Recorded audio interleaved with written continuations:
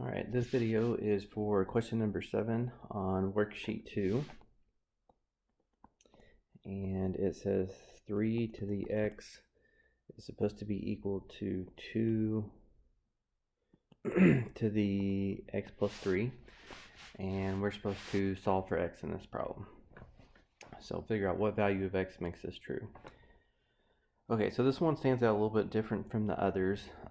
Unfortunately, worksheet 1 didn't have any good examples of this. So hopefully you see this video and see what you can do. So if you go back all the way to your Algebra 1 days, and you think about keeping equations balanced, you can do one thing to one side of the equation as long as you're willing to do the same thing to the other side of the equation.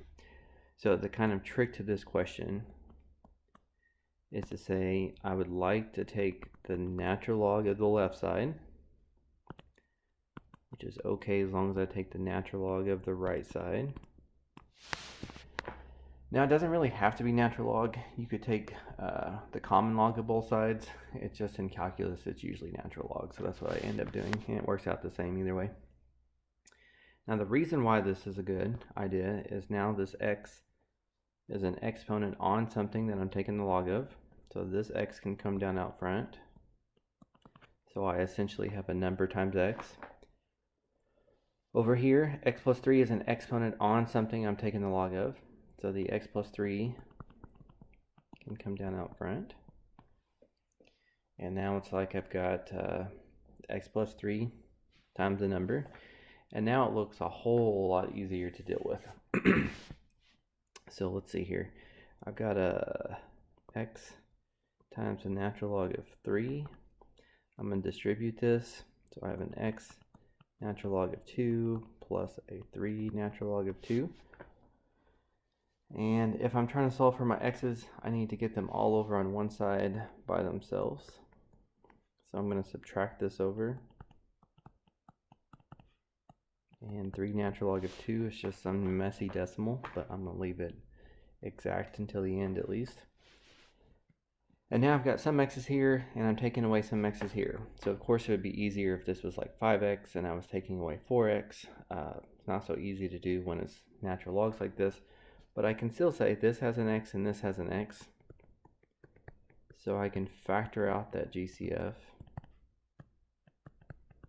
like so. And then finally divide this whole side by the natural log of 3 minus the natural log of 2. Divide this side by the natural log of 3 minus the natural log of 2.